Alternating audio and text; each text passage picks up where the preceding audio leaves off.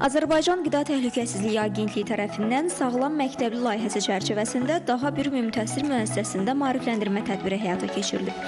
Növbəti görüş Bakı şəhəri üzrə təhsil idarəsinin tabeliyindəki Azad Hümbətov adına 291 nömrəli ekologiya liseyində təşkil olunub.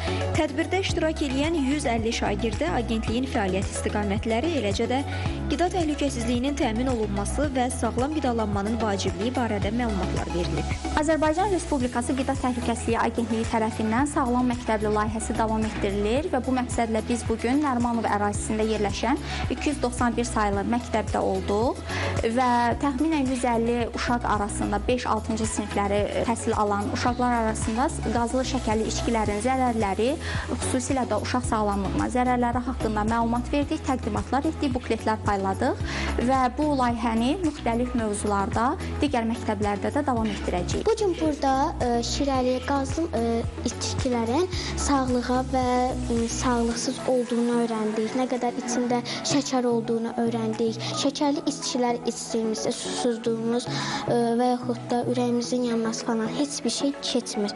Amma adi su içdikdə ondan da artıq olur və daha çox da susuz qalmırıq. Mən ən çox adi su içməyi sevirəm. Çünki qazlı sular zərər vericidir və dişlərimiz də çürüdə bilərlər. Qeyd edək ki, Sağlam Məktəbli layihəsinə 2018-ci ildə start verilib.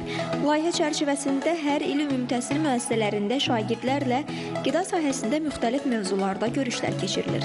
Agentlik tərəfindən belə işlərin davamlı olaraq təşkil edilməsi planlaşdırılıb.